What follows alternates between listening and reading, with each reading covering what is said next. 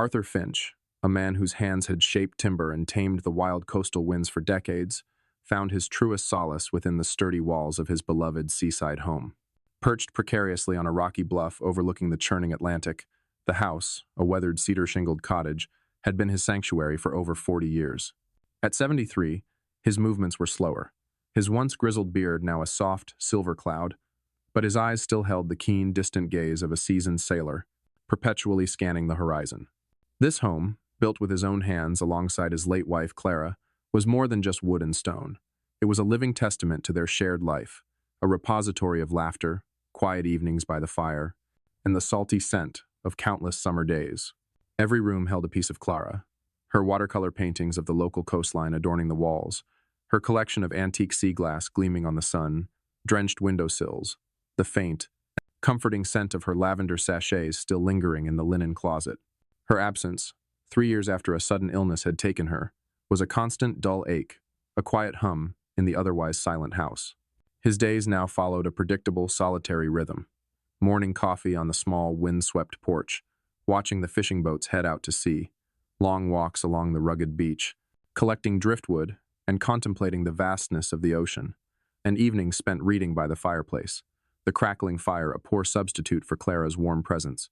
His modest pension, supplemented by the occasional sale of his intricate driftwood sculptures, was more than enough for his needs.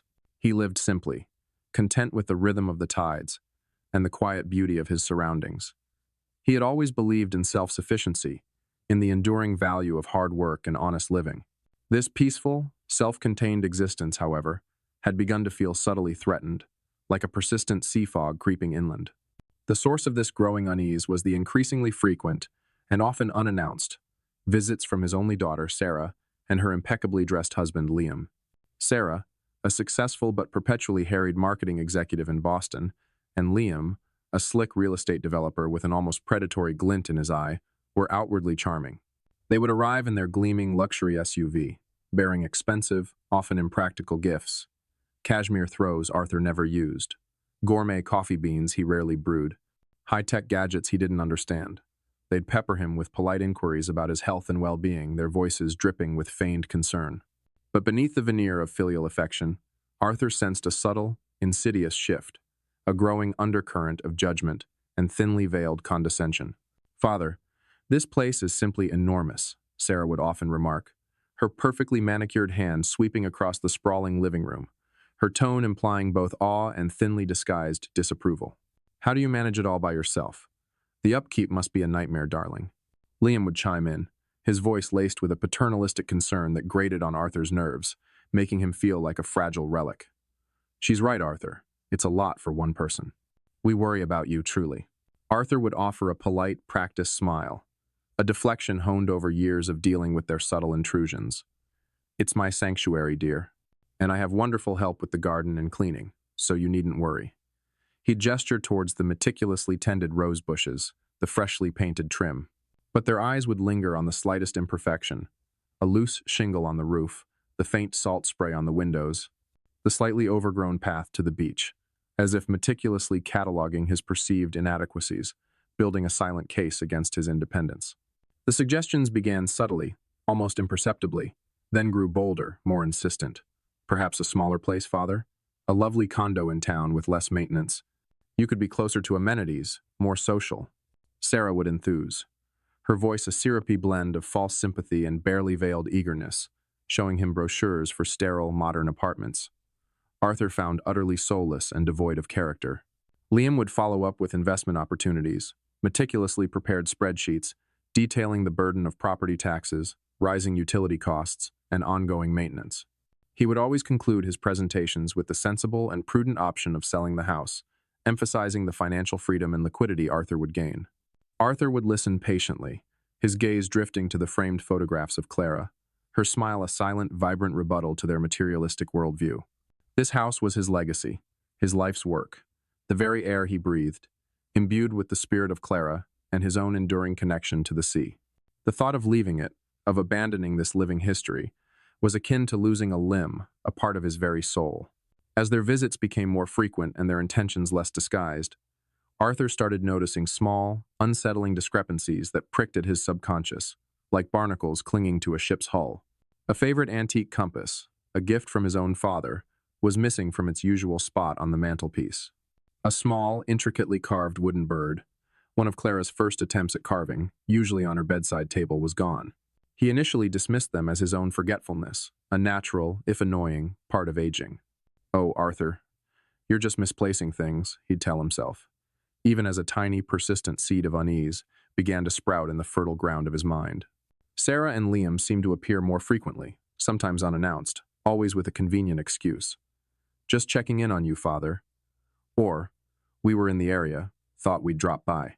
Their eyes, however, seemed to scan the rooms with a predatory intensity, lingering on his more valuable nautical antiques, not with appreciation for their craftsmanship or historical significance, but with a cold, calculating glint that Arthur couldn't quite decipher.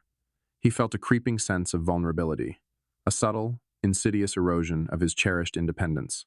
His sanctuary, he realized with a growing dread, was under siege, not by an external force, but by the very people who were supposed to protect him. The quiet hum of his solitary life, once so harmonious, was slowly being drowned out by the insistent, unsettling whispers of their unspoken, sinister agenda. The peace he had cultivated for so long was slowly, irrevocably, being shattered. The phone rang just as Arthur was scraping the last of the meatloaf from his plate. Ellen's meatloaf recipe, though his never tasted quite right without her touch. He glanced at the caller ID and smiled despite himself. "Caitlin, Dad, how are you holding up?" Her voice carried that familiar warmth that always made his chest tighten with love and loneliness. He settled into Ellen's old recliner, the leather worn smooth from years of her evening reading sessions. "Oh, you know me, sweetheart. Just finished dinner and was about to watch the news." He didn't mention it was leftovers from 3 days ago, or that he'd been staring at Ellen's photo on the mantel for the better part of an hour. "Are you eating enough? You know, you can always order groceries online now, right? I showed you the app. I'm eating plenty." He interrupted gently, "though I had a little scare yesterday. Forgot to turn off the burner under my coffee pot. Good thing I smelled it burning from the living room." There was a pause. He could picture her frowning in that way she'd inherited from her mother. The same little crease between her eyebrows. "Dad, maybe we should talk about getting someone to check on you more regularly." "Jeremy thinks I'm fine, Caitlin." "Really? How's your business trip going? You're in Phoenix, right?" "Yes, the conference ends tomorrow. Jeremy's been handling most of the client meetings while I sit through these endless presentations about digital marketing trends." She laughed, but it sounded forced. "Listen, Dad, I should probably get going. Jeremy and I have dinner plans with some potential investors." "Of course, sweetheart. I love you." "Love you too, Dad. Take care of yourself, okay?" He heard a click, then rustling sounds. She must have dropped the phone in her purse, he thought, reaching to hang up his end. But then he heard voices, muffled, but clear enough through her phone's microphone. "Jeremy, you see how he's deteriorating?" Caitlin's voice, no longer warm and caring. "He forgot to turn off the stove yesterday. What if he burns the house down?" His hand froze on the receiver. Ice spread through his chest. "It's time for a nursing home, Caitlin." Jeremy's voice, cold and matter-of-fact. "He's becoming a burden, and you know it. Your dad's a good man, but he can't live alone anymore. The house is worth almost $1 million now." Caitlin's tone had shifted to pure calculation. "With Denver's market, we could probably get 900,000, maybe more." "Exactly," Jeremy sounded pleased. "We could sell it, put him somewhere decent, not too expensive, and finally buy that house in Boulder we've been looking at, the one with the mountain view." His daughter laughed. Actually laughed. "God, Jeremy, you should have seen him tonight. So grateful just to hear from me. He has no idea we're planning this. The longer we wait, the more confused he'll get. We should strike while he still trusts us completely." The phone slipped from his numb fingers, clattering onto the hardwood floor Ellen, and he had installed together 23 years ago. Every board laid by his own hands, every nail driven with thoughts of their family's future. He sat in the sudden silence of his empty house, staring at Ellen's photograph. Her eyes seemed to bore into his with an expression he couldn't quite read. Disappointment, warning, or maybe just the terrible knowledge that comes to those who've already left this world. The grandfather clock in the hallway, Ellen's anniversary gift to him 15 years ago, ticked steadily in the growing darkness. Outside, the first spring crickets began their evening song in the garden Ellen had planted, and he still tended. Something cold and hard settled in his chest, replacing the warmth he'd felt hearing his daughter's voice just moments before. His hands, weathered from decades of construction work, slowly curled into fists. They thought he was a burden. They thought he was confused, helpless, ready to be managed and discarded. They were already spending his money, already planning their new life in his grave. But he wasn't dead yet, and he wasn't nearly as confused as they believed. Arthur didn't know how long he sat there in the dark, the rhythmic crash of the waves against the bluff a mournful counterpoint to the turmoil in his mind. Clara's face, serene and knowing, watched him from the silver frame on the end table. The house felt different now, as if the very walls had heard his daughter's betrayal and were holding their breath, waiting for his response. His legs felt unsteady when he finally stood to turn on the lamp, the warm glow falling across the living room they'd furnished piece by piece, each item chosen with care and saved for with sacrifice. The worn, comfortable armchair where Sarah used to curl up doing homework, her small head bent over books. The sturdy oak coffee table he'd built in his workshop, sanding it smooth while she played at his feet, building imaginary worlds with driftwood and sea glass. He walked to the kitchen, his movements heavy, and opened the drawer where he kept old receipts and papers. His fingers, guided by an instinct born of decades of meticulous record-keeping, found the worn manila folder he was looking for without conscious thought.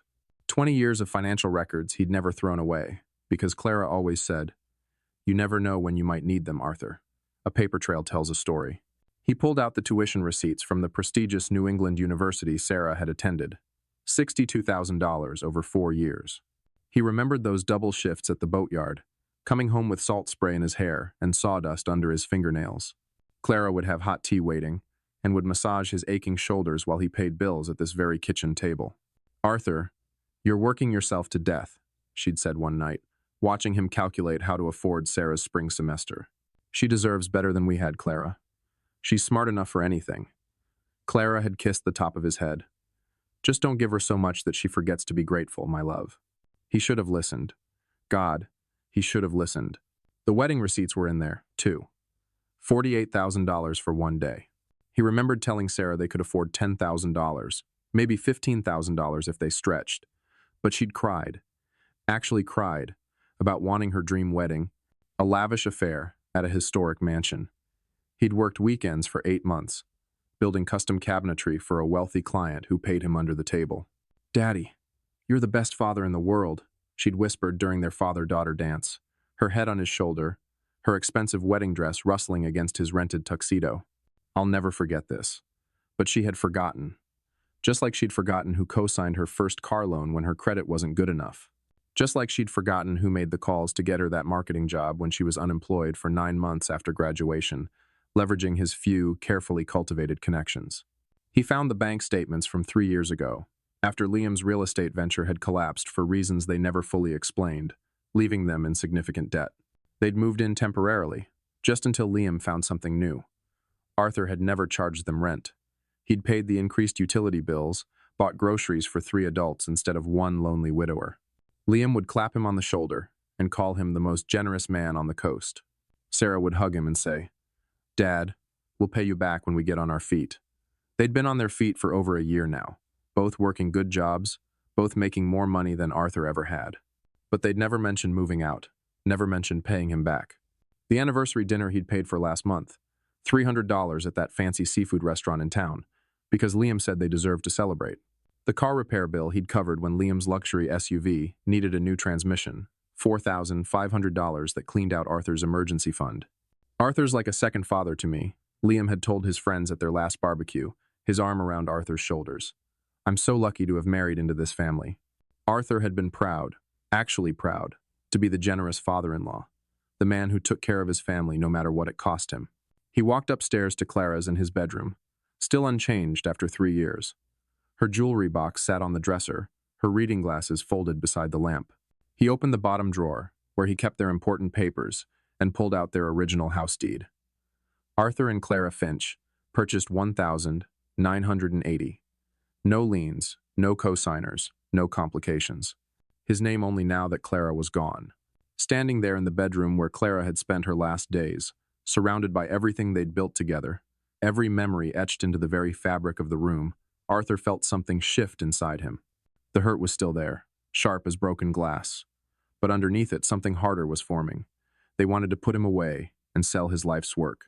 They thought he was too old, too confused, too grateful for their attention to fight back. He looked at Clara's photo on the nightstand, remembering her voice from all those years ago. Don't give her so much that she forgets to be grateful.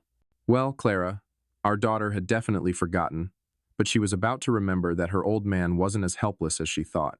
He walked to his home office and pulled out the business card he'd kept in his desk drawer for 3 years. Eleanor Vance, estate planning attorney. Clara had insisted they meet with her after her cancer diagnosis, just to make sure their affairs were in order. It was time for another consultation. The next morning, Arthur walked through his house like a stranger, seeing it for the first time. But instead of seeing home, he was seeing what Sarah and Liam saw: square footage, market value, liquid assets. In the kitchen, he ran his hand along the smooth, cool granite countertop he'd installed himself, working by lamplight after his regular job, because they couldn't afford to hire contractors. Clara had picked out the pattern, speckled gray with veins of gold that caught the morning light, reminding her of the mica in the beach sand. She'd made coffee on this counter every morning for 22 years, until the cancer took her strength away. He remembered the Christmas morning when 3-year-old Sarah took her first wobbly steps right here, from the refrigerator to Clara's outstretched arms. They'd both cried with joy, Clara scooping their daughter up and spinning her around while Arthur scrambled for the camera. "Our baby's walking in our house," Clara had whispered, tears streaming down her face. In the house we built for her. The living room held 35 years of Christmas mornings. Arthur could still see 7-year-old Sarah's face, lighting up at the sight of the elaborate dollhouse he'd spent 3 months building in the workshop, working in secret after she'd gone to bed. Clara had sewn tiny curtains for the windows, made miniature furniture from cardboard and fabric scraps. "Daddy, it's just like our house," Sarah had squealed. And it was. He'd made it a perfect replica, down to the little widow's walk on the roof that represented her bedroom. That widow's walk had cost him 6 months of overtime. Clara had seen it in a magazine and fallen in love with the idea of reading there in the afternoons, looking out at the ocean. He'd learned to cut angles he'd never cut before, measured and remeasured until his back ached from crawling around the frame. "Arthur, we can't afford this," Clara had worried when she saw him marking measurements on the wall. "You want it, you'll have it," he'd told her. "I'll make it work." He climbed the stairs to Sarah's old room, still painted the soft seafoam green she'd chosen for her 16th birthday, still decorated with photos of her high school friends and college memories. The room where he'd rocked her through colicky nights as a baby, where Clara and he had helped her with algebra homework at the small white desk he'd built to fit perfectly under the window overlooking the bay. The master bedroom was the hardest. Clara's side of the bed still had her water glass on the nightstand, her bookmark still marking page 247 of the novel she'd never finish. He'd built these walk-in closets with his own hands, custom designed to fit Clara's height perfectly. Her clothes still hung there, still smelling faintly of her perfume. This was the room where they'd planned their future, where they'd whispered about their dreams for Sarah, where Clara had died holding his hand while machines beeped around them. "Promise me you won't let them take advantage of you," she'd said near the end, her voice barely a whisper. "You're too good, Arthur. Too generous. Promise me you'll take care of yourself." He'd promised, but he hadn't kept that promise, had he? In his home office, he found the folder of construction photos Clara had kept. Pictures of him laying the foundation in the spring of 1980, 25 years younger and 50 pounds stronger. Him and his crew installing the frame. Clara in her hard hat bringing them lemonade on hot summer days, her belly just starting to show with Sarah. The financial records from those years told the story Clara's photos couldn't. Second mortgage. Personal loan from his brother. Clara taking a part-time job at the school district to help with materials costs. They'd eaten beans and rice for months. Drove cars held together with prayer and duct tape. But they'd built this house with their sweat, their sacrifice, their love for each other, and for the family they were creating.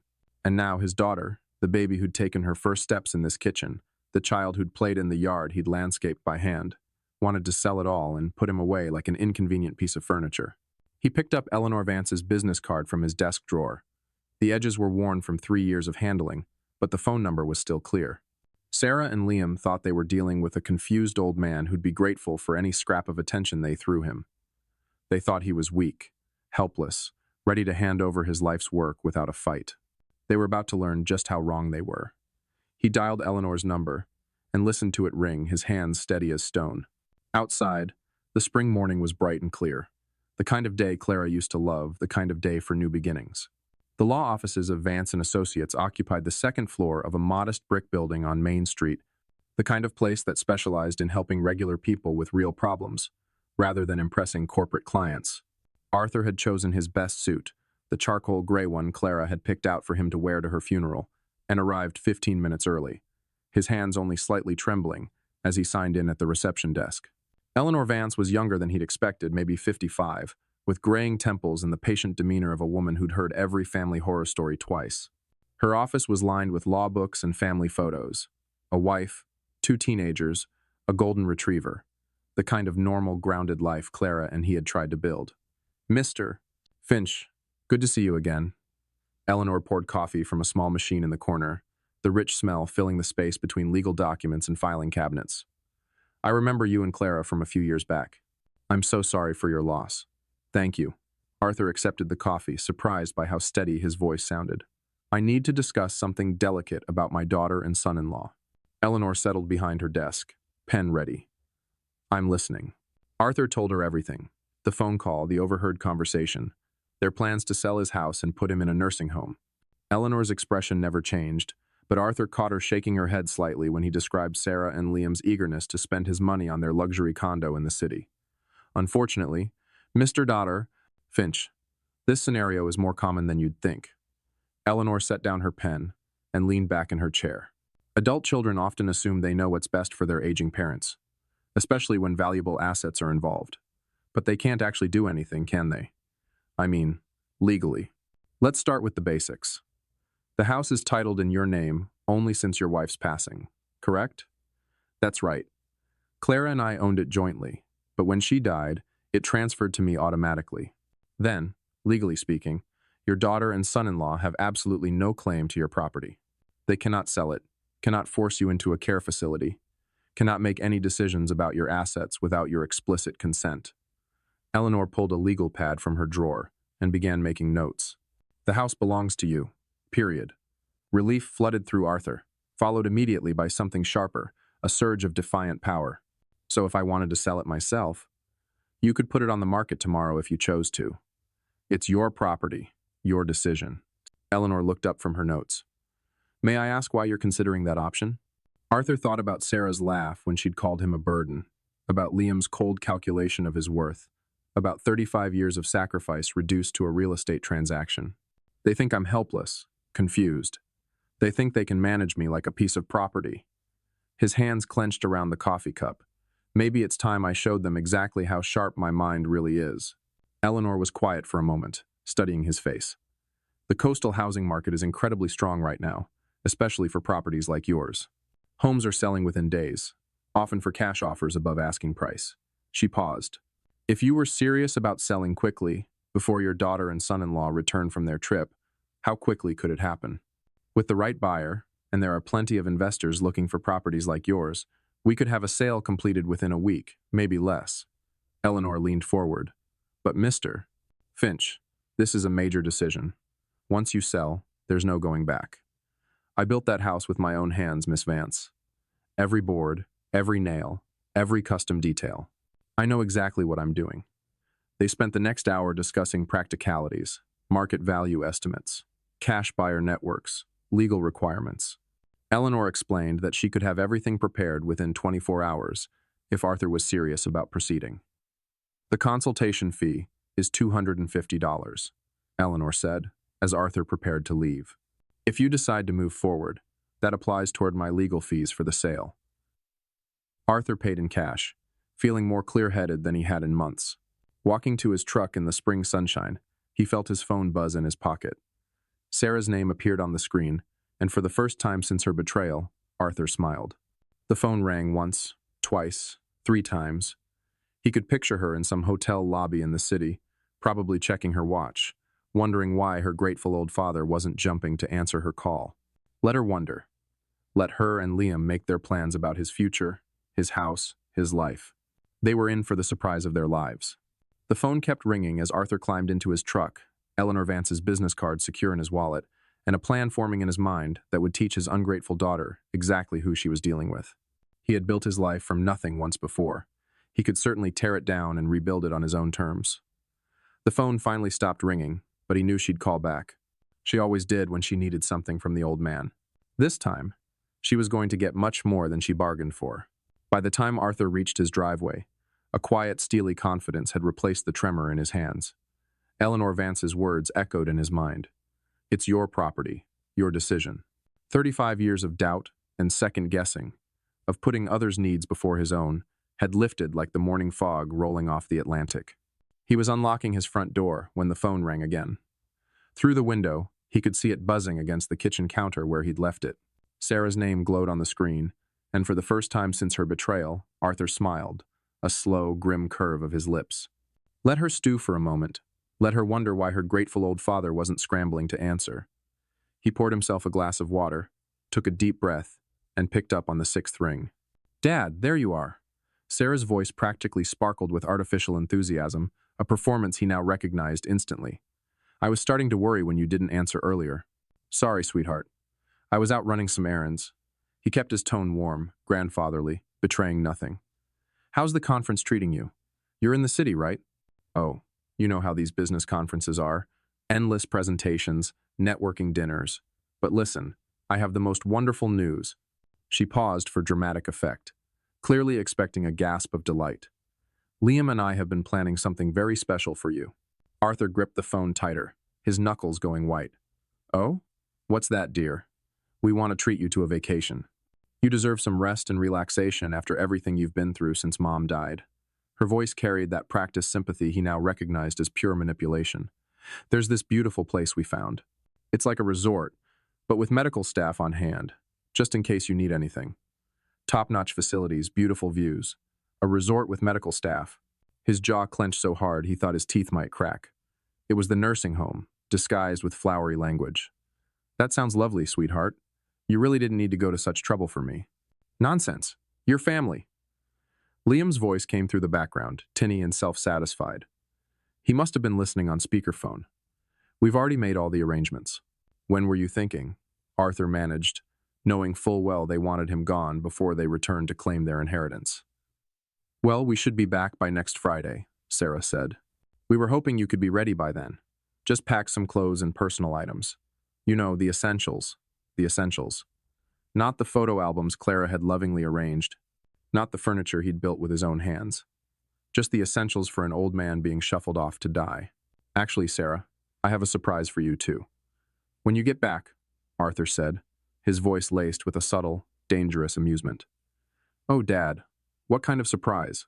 She sounded genuinely pleased, probably imagining he'd signed papers or made their job easier somehow. Arthur walked to the widow's walk he'd built for Clara, looking out at the garden she'd planted, the porch swing where they'd spent countless evenings planning their future. It's something I've been working on since our last conversation. I think you'll be very surprised. You're so sweet, Dad. We'll talk about everything when we get home. Okay, get some rest and we'll take care of everything else. Sweet. She called him sweet while planning to steal his life. I will, sweetheart. I love you. Love you too, Dad. See you Friday. The line went dead, and Arthur set the phone down with hands steadier than they'd been in weeks. He walked to his home office and opened his laptop, the screen glowing to life with possibilities he'd never considered before. His fingers hovered over the keyboard for just a moment before he typed, real estate agents, coastal properties. The search results filled his screen like ammunition in a war he was finally ready to fight. He'd always been methodical. 35 years as a boat builder and craftsman had taught him to research thoroughly before making any decision. Tonight, that methodical nature would serve a different purpose. He clicked through agent profiles, comparing success rates and client testimonials, like he used to compare timber suppliers. Coastal towns, historic homes, waterfront properties, neighborhoods where houses sold for the kind of money Sarah and Liam were already spending in their dreams. One name kept appearing in the top results. Daniel Chen, 40, 3 years old, specialized in quick sales, averaged 18 days from listing to closing. His photo showed a professional smile and confident eyes, the kind of man who could make things happen fast. His testimonials were exactly what Arthur needed to see. Daniel sold our house in 6 days. Cash buyer lined up within 48 hours. Smooth closing, no complications. Arthur stared at his direct phone number prominently displayed beneath his credentials. This was it, the moment that would set everything in motion. Once he made this call, there would be no going back to being the grateful, manageable old man his daughter expected. Clara's photo on his desk seemed to be watching him. He could almost hear her voice. "Arthur, are you sure about this?" He was sure. More sure than he'd been about anything since her funeral. He dialed Daniel Chen's number with steady fingers. "Daniel Chen, Chen Coastal Properties. How can I help you?" "Mr. Chen, my name is Arthur Finch. I'm interested in selling my house quickly. How fast can these things actually happen?" "Well, Mr. Finch, that depends on several factors, but with the right property and pricing strategy, I've closed deals in as little as 10 days with cash buyers. What kind of timeline are you looking at?" 10 days? Arthur's heart hammered against his ribs. 10 days? That fast? Absolutely. The coastal market is incredibly hot right now, especially for well-maintained properties in established neighborhoods. Can you tell me a bit about your house? Arthur looked around his kitchen, seeing it through a buyer's eyes for the first time. Two-story, 3,800 square feet, built in 1980, oceanfront, 4 bedrooms, 3.5 baths. I've maintained it well. Did most of the work myself over the years. Daniel's voice sharpened with interest. That sounds exactly like what several of my investors are looking for. Original owner, well-maintained, established neighborhood. Those are premium selling points. Would you be interested in a property assessment? How quickly could you come by? I can be there this afternoon if you're available. Say 3 o'clock. Arthur glanced at the clock. It was just past noon. 3 o'clock works perfectly. Let me give you the address. After he hung up, Arthur sat in the sudden quiet of his kitchen, the magnitude of what he'd set in motion beginning to settle in his chest. In 3 hours, a stranger would walk through the house Clara and he had built together, assigning dollar values to their memories. He spent the next 2 hours cleaning obsessively. Old habits from Clara's time, when she'd insist the house be spotless for any visitor. He dusted the widow's walk, straightened the throw pillows on the couch, made sure every surface gleamed. But this cleaning felt different. He wasn't preparing for guests. He was preparing for an execution. At exactly 3 o'clock, the doorbell rang. Arthur smoothed his shirt, took a deep breath that carried the faint scent of Clara's lavender sachets, still tucked in the linen closet, and walked toward the front door. His hand trembled slightly as it closed around the brass doorknob he'd installed himself 15 years ago. Beyond this door waited either his salvation or his damnation. He turned the handle and opened the door to his future. Daniel Chen looked exactly like his photo. Professional but approachable, early 40s, with the kind of confident bearing that came from years of successful deals. He carried a leather portfolio and tablet, and the moment he stepped inside, his eyes went wide. Wow. He stopped in Arthur's entryway, his gaze traveling up the custom crown molding Arthur had installed by hand to the wide plank hardwood floors Clara and he had selected together. "Mr. Finch, this is exactly what I was hoping for." Arthur watched him take in the details. The way the afternoon light streamed through Clara's widow's walk, the seamless flow from living room to dining room that Arthur had achieved by removing a load-bearing wall and installing a massive hand-hewn beam. His appreciation was genuine, professional. You weren't kidding about maintaining this place. He pulled out his tablet and started taking photos. "These hardwood floors throughout. Original? Installed them myself in 2001, Arthur said, a flicker of pride in his voice. Clara wanted something that would last, so we went with 3/4-inch solid oak. Arthur found himself falling into the familiar rhythm of discussing his work, proud despite everything that was happening. "And this kitchen?" Daniel stopped at the granite countertop, running his hand along the edge. "Custom installation, every inch." Clara picked the pattern, said the gold veining reminded her of sunlight. Arthur's voice caught slightly. "I spent 3 weekends getting the measurements perfect." Daniel was typing notes on his tablet, photographing the custom cabinets, testing faucets and outlets with the thoroughness of someone who knew what buyers wanted. "Mr. Finch, I have to be honest with you. In my 15 years doing this, I rarely see properties maintained to this standard. I'm a builder, was a builder. I believe in building things right the first time. It shows." He gestured toward the living room. "May I?" Arthur nodded, following him as he admired the open floor plan, the built-in bookcases flanking the fireplace, the way Clara's decorating choices had turned their construction project into a warm, inviting home. This widow's walk, custom work, built it for my wife. She wanted a reading nook. Arthur could picture her there with her mystery novels and afternoon tea, her reading glasses perched on her nose. Daniel was taking measurements now, his excitement barely contained. "Mr. Finch, I need to show you some comparable sales." He pulled up listings on his tablet.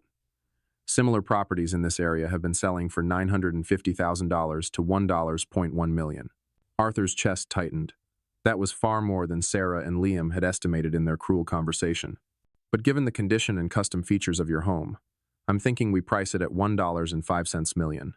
That should move it quickly, while getting you top dollar, $1.05 million. Arthur sat down heavily in Clara's reading chair, the number spinning in his head. That much? He managed. Mr. Finch, you're sitting on a gold mine. Properties like this don't come on the market often, especially not in this condition. Daniel's voice carried the confidence of someone who knew his business. I actually have an investment group that's been looking for exactly this type of property. They specialize in high-quality rental properties in established coastal neighborhoods. They pay cash. No financing contingencies. No repair negotiations. They can close in 10 business days. 10 business days. Sarah and Liam would return from the city in 8 days, expecting to find their grateful, manageable father, ready to be shipped off to their resort. What's the catch? Why so fast? Daniel smiled. No catch. Cash means no loan delays, no appraisal contingencies that could kill the deal. They do their own inspections, but frankly, your house is in better shape than most new construction I see. Arthur looked around the living room where Sarah had taken her first steps, where Clara and he had hosted Christmas mornings and birthday parties and quiet Sunday afternoons, reading the paper together.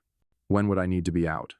Standard contract gives you 30 days after closing, but they're flexible if you need more time.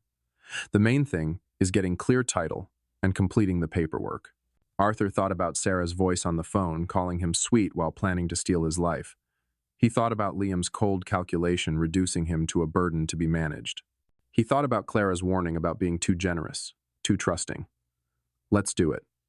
Daniel's professional mask slipped for just a moment, revealing genuine excitement. Excellent choice, Mr. Finch. Let me call them right now. Arthur watched him dial, heard him describe his property with the enthusiasm of someone who'd found buried treasure. Oceanfront, original owner, immaculate condition, custom features throughout. He ended the call with a broad smile. They want to move forward immediately. I can have the initial contracts ready by tomorrow morning. The sun was setting through Clara's widow's walk, casting golden light across the room where Arthur just agreed to sell 35 years of his life. But for the first time since that devastating phone call, he felt something that had been missing for too long. Control. How does 9 a.m. sound? The question hung in the air like smoke, and Arthur realized Daniel was waiting for an answer that would change everything. The grandfather clock in the hallway, Clara's 15th anniversary gift to him, ticked steadily in the silence. 9 a.m. Sounds perfect. After Daniel left with promises of contracts and closing timelines, Arthur stood alone in the house that would soon belong to someone else. The evening light through Clara's windows painted everything golden, like a photograph of a life he was about to leave behind. But it wasn't sadness he felt. It was anticipation. Daniel arrived the next morning with contracts, a notary, and coffee for everyone, the kind of professional efficiency Arthur had always respected. Arthur read every line with the thoroughness that had made him a good builder, checking details the way he used to check blueprints. Sale price, $1,050,000. Cash purchase, closing date, 10 business days from signing. The notary, a middle-aged woman with kind eyes, walked him through each signature. Minimal contingencies, just the title search and final walkthrough. And you can remain in the house for 30 days after closing if needed. That's correct, Mr. Finch. Though most sellers prefer to move out sooner rather than later, just for peace of mind. Peace of mind. Arthur almost laughed. The only peace of mind he'd have would come from seeing Sarah and Liam's faces when they discovered what their burden had done. He signed his name with steady hands, and just like that, the process was in motion. The first 3 days passed in a blur of paperwork and inspections. The title company began their search through decades of records. The investors sent their team, a polite crew who admired his workmanship and found nothing to complain about. Your father-in-law really knew what he was doing, one of them told the heir, since they assumed Arthur was already gone. These floors, this electrical work, all top quality. Days 4 through 6, Arthur became a man with a secret mission. He researched apartments online, looking for something small but comfortable, somewhere he could start over with over $1 million in the bank. He found a place in a quiet, independent living community in a nearby town, a place Clara and he had sometimes talked about for their golden years. He also called storage facilities, planning which of Clara's things he'd keep and which he'd have to leave for the new owners. Her china, definitely her jewelry box. The photo albums, The essentials of a life lived together. Days 7 through 9 brought a strange confidence Arthur hadn't felt in years. Each morning he woke up knowing he was one step closer to freedom, one step closer to showing his daughter that her confused old father was sharper than she'd ever imagined. Mrs. Henderson from next door noticed the activity, asked about the inspectors and official-looking people. Just some work being done, Arthur told her, hating the half-truth, but knowing the full truth would spread through the neighborhood before he was ready. On day 8, Daniel called with final confirmation. Everything's on track for tomorrow's closing, Mr. Finch. The buyers are thrilled with the inspection results. Wire transfer will be completed the same day. You'll have access to funds immediately. That night, Arthur packed a single suitcase with clothes and personal items, not because he was moving yet, but because he wanted to be ready for anything. He looked at Clara's photo on their dresser and whispered, "I hope you understand what I'm doing." Friday morning arrived bright and clear. The kind of spring day Clara used to say was the coast at its finest. Arthur dressed carefully in his best suit, not the funeral suit, but the navy one Clara had bought him for Sarah's college graduation. The title company office was all professional efficiency and congratulations. The buyers were represented by their attorney, a sharp woman who double-checked every document. Daniel handled the paperwork like a conductor leading an orchestra. Mr. Finch, if you'll sign here and here, initial there. Each signature felt like cutting a chain. The deed transfer, the settlement statement, the final acknowledgement that 1247 Ocean View Drive no longer belonged to Arthur Finch. And this is your wire transfer confirmation. $1,050,000 less closing costs has been deposited to your account. Arthur stared at the numbers on the paper. More money than he'd ever seen in one place. More money than Sarah and Liam had dreamed their burden could access. They shook hands all around, everyone pleased with the smooth transaction. Daniel walked Arthur to his truck, promising to stay in touch if he ever needed real estate services again. You made the right choice, Mr. Finch. Sometimes a fresh start is exactly what we need. Arthur drove home through neighborhoods he'd known for 35 years, past the elementary school where Sarah had learned to read, past the park where Clara and he used to walk every Sunday morning. But instead of nostalgia, he felt liberation. He pulled into his driveway and sat in his truck, looking at the house that was no longer his. The keys to the front door felt heavy in his palm. But tomorrow, he'd hand them over to the new owners and walk away from this chapter of his life. Sarah and Liam were due back from the city in 3 days. They'd arrive expecting to find their grateful, manageable father ready to be packed off to their resort. Instead, they were going to find an empty house and a lesson they'd never forget. Arthur climbed out of his truck and walked toward his front door, reaching for his phone to make the next call in a plan that was working better than he'd ever hoped. The truck engine ticked as it cooled in Arthur's driveway, but he couldn't bring himself to turn it off. He sat staring at the house he'd built with his own hands, the house that now belonged to strangers. The house where Sarah and Liam expected to return and find their grateful, manageable father waiting to be shipped off. The keys to the front door felt like lead in his palm. New owners or not, he still had access for 30 days, time enough to complete what he'd started. He drove to the local hardware store and parked in the lot, his hands steady as he dialed directory assistance for a 24-hour locksmith. The emergency fee would cost an extra $250, but money was no longer a concern. Emergency locksmith, this is Mike speaking. I need all my door locks changed today. It's urgent. What kind of time frame are we looking at, sir? As soon as possible. I can pay cash. I can be there in 2 hours. Address? Back at the house, Arthur waited for Mike in his truck, watching Mrs. Henderson water her garden next door. She waved, and he waved back, his chest tight with the knowledge that he was lying to everyone who cared about him, maintaining the illusion until the very last moment. Mike arrived in a van full of tools and hardware, a man in his 50s who'd clearly seen every kind of lock emergency the coast had to offer. Security issue, sir? He asked, studying Arthur's front door. New ownership situation. Better safe than sorry. He nodded like he'd heard it before and got to work. Arthur watched him remove the locks he'd installed 15 years ago, the brass hardware Clara had picked out because it matched their antique door knocker. These are quality locks, Mike commented as he worked. Somebody knew what they were doing when they installed them. That was me. I like things done right. The new locks were brushed nickel instead of brass, modern instead of traditional. They clicked differently when Mike tested them, a sharper, more mechanical sound than the old ones. Here are your new keys, sir. 3 copies of each. Front door, back door, and garage side entrance. Mike handed Arthur a ring of keys that felt foreign in his palm. That'll be $550 with the emergency fee. Arthur paid in cash from his wallet, knowing there would be no paper trail connecting Arthur Finch to this transaction. After Mike left, Arthur stood in his empty house and began the hardest part, packing 35 years of life into what he could carry.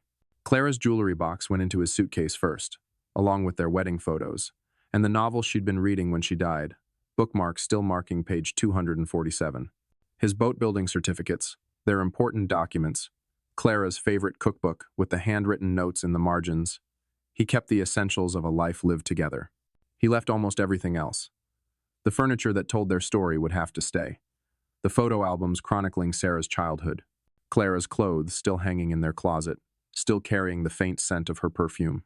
While he packed, he called Seaside Haven Apartments on his phone, explaining that he needed a furnished one-bedroom immediately.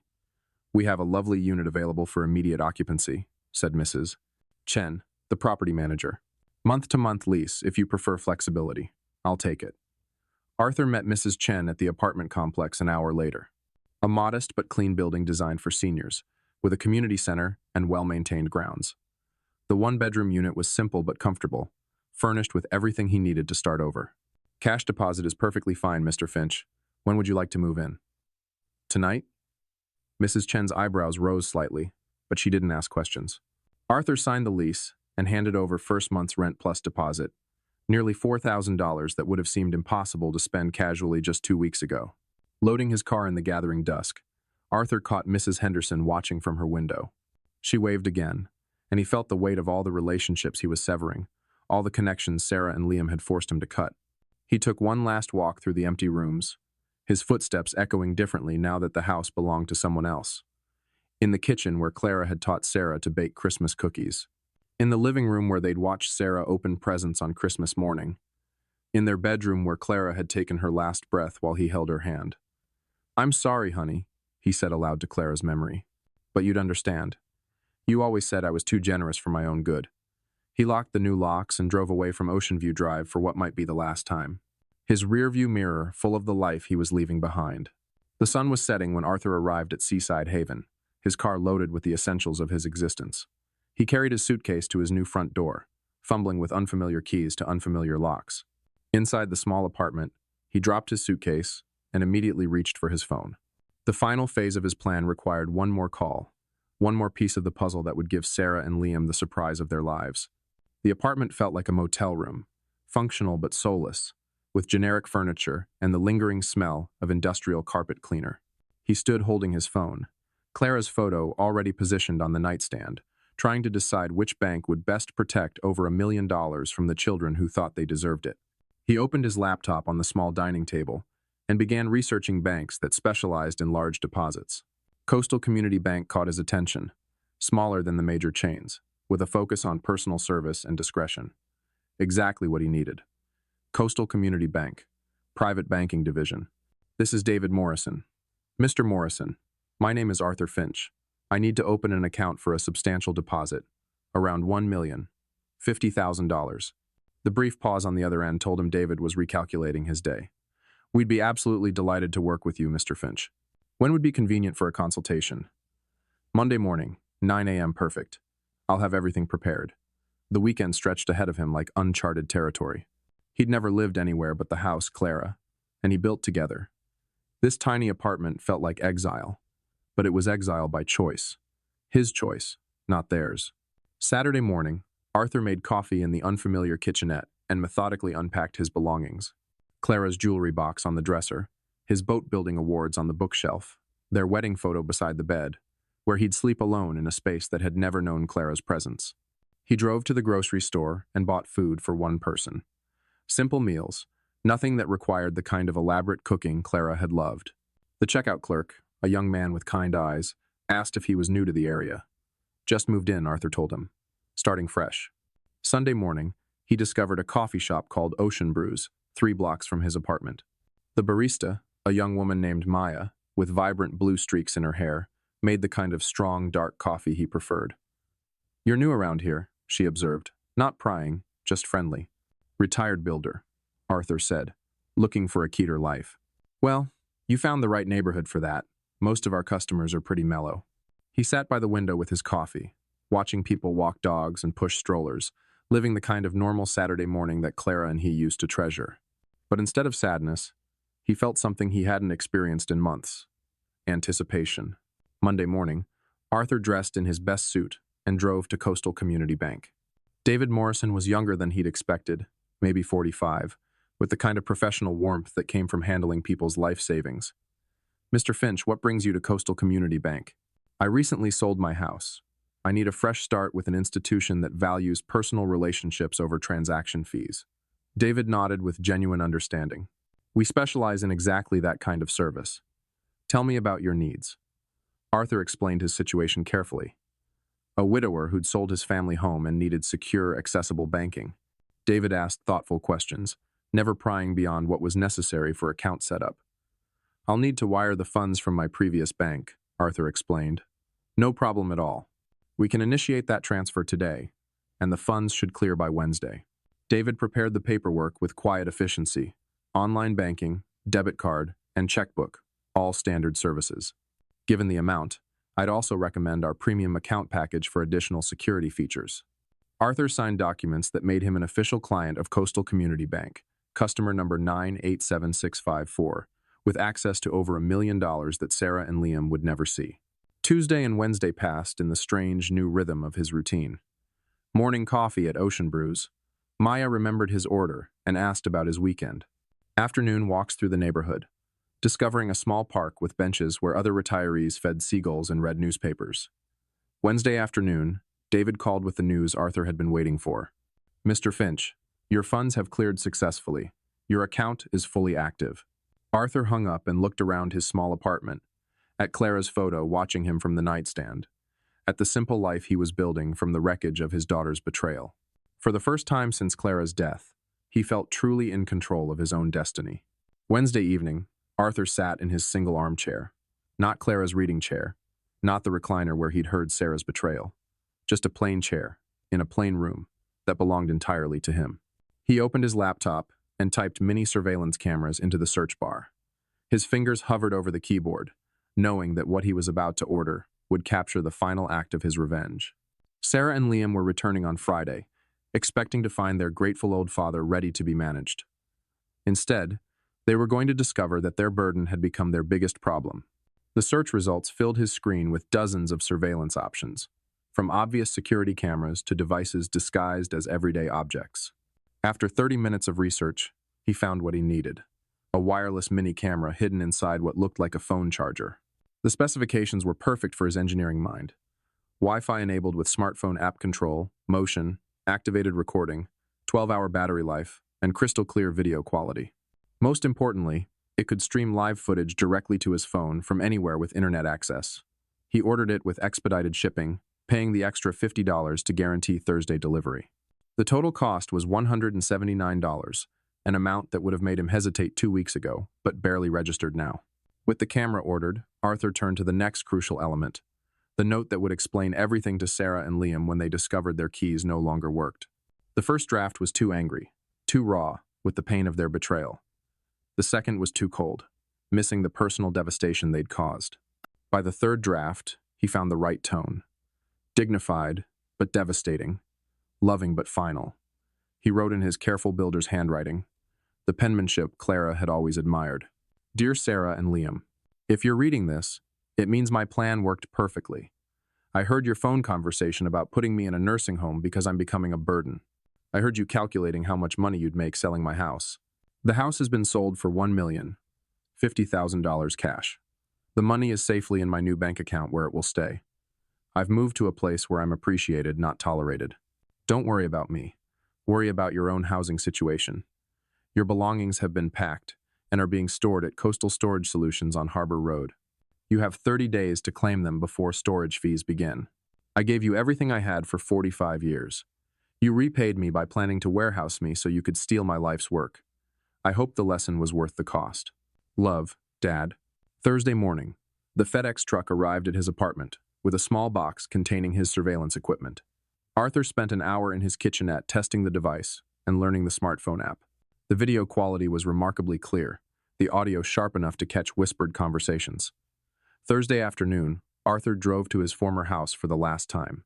He used the garage door opener he'd never given Sarah and Liam, parking inside to avoid questions from neighbors. His hands shook slightly as he approached the front door with his new keys. Inside, the house still smelled like home. Clara's lavender sachets, the lemon oil he used on the wooden furniture, the faint residue of 35 years of family dinners. But there were new additions that made his chest tight.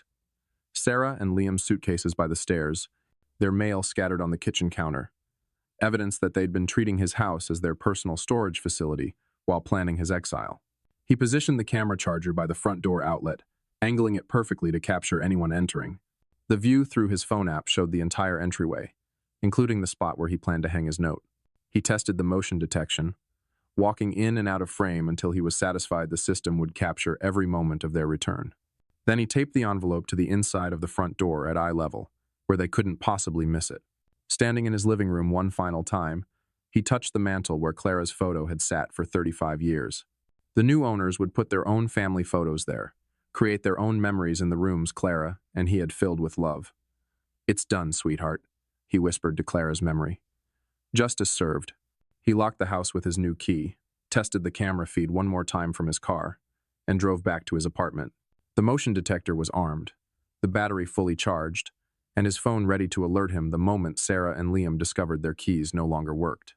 Back in his apartment, Arthur sat in his armchair with his phone in his hand, watching the empty doorway through the camera app. The timestamp showed 6:30 p.m. Thursday evening. Tomorrow, Sarah and Liam would return from their business trip, probably discussing their nursing home plans and already spending his money in their minds. They had no idea their grateful old father had become their worst nightmare. He woke Friday morning with the anticipation of a man about to witness justice after years of injustice. His coffee tasted better than it had in weeks, and even the small apartment felt less confining as he settled into his armchair with his phone, the camera feed showing his empty former doorway. 4:30 p.m. They should arrive soon. He'd memorized their travel patterns. Sarah always insisted on leaving the city by noon to avoid traffic, and Liam drove exactly the speed limit. They'd be pulling into his driveway within the hour. He looked at Clara's photo on his nightstand. "I hope you understand what I'm doing, honey. They left me. No choice." 5:15 p.m.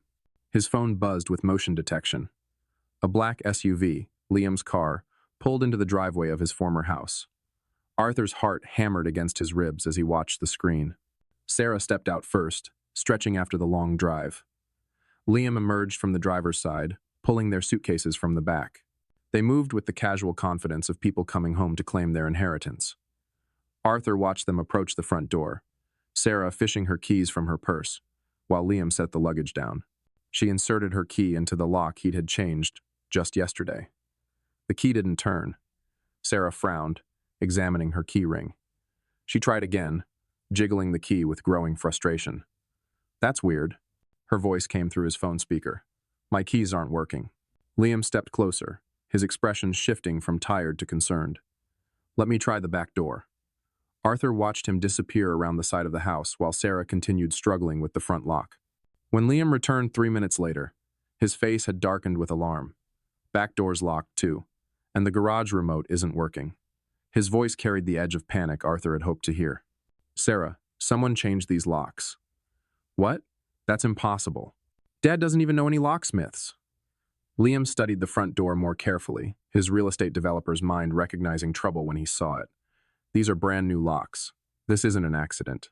Sarah pulled out her phone with shaking fingers. "I'm calling Dad." Arthur watched her dial his old landline, the number he'd had disconnected 3 days ago. After several rings, her face crumpled with confusion. No answer. "It's not even going to voicemail." "Try his cell phone." "He doesn't have a cell phone, remember? We talked about getting him one for emergencies." Her voice cracked with the first hint of real fear. Liam was examining the windows now, his earlier confidence completely evaporated. "There, that one's unlocked. I can boost you up." Arthur watched his daughter climb through the kitchen window he deliberately left unlatched, her business suit catching on the frame. She disappeared inside, and moments later, the front door opened from within. Liam entered with their suitcases, and both of them stopped dead when they saw the white envelope taped to the door at eye level. Sarah's hand trembled as she pulled down the envelope with her name and Liam's written in Arthur's careful script. Arthur leaned forward in his apartment chair, phone clutched in both hands as she tore open the seal. Her eyes moved across his words, Liam reading over her shoulder. Arthur watched their faces change, confusion to shock, to disbelief, to horror. He sold the house! Sarah's voice rose to a near shriek. How could he do this to us? Liam snatched the note from her hands, reading it again as if the words might change.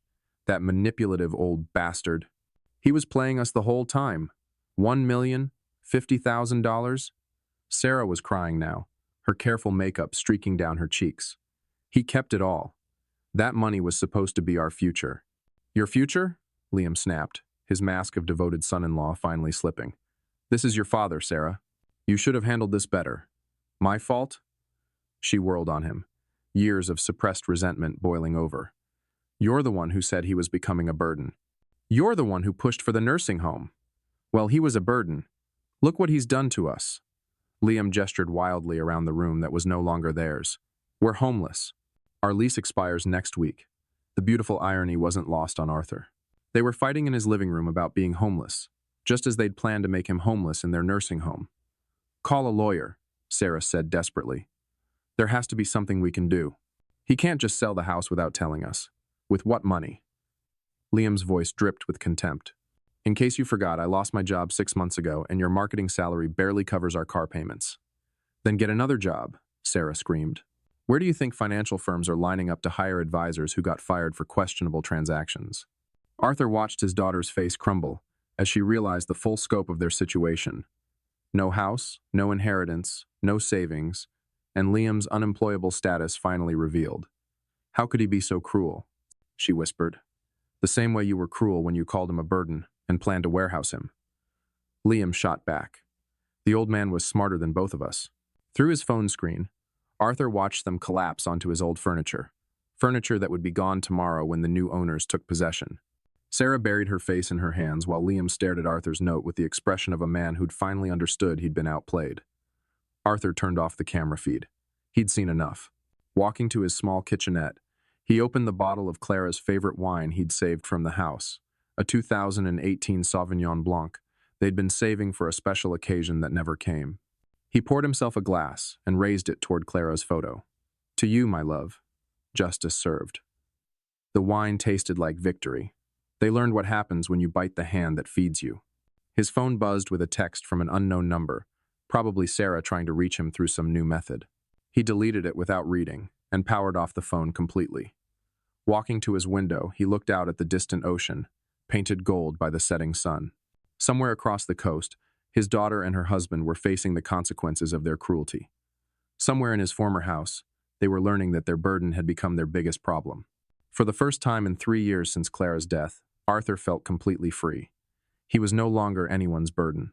He was his own man again, with his own money, his own choices, and his own future stretching ahead like an open road.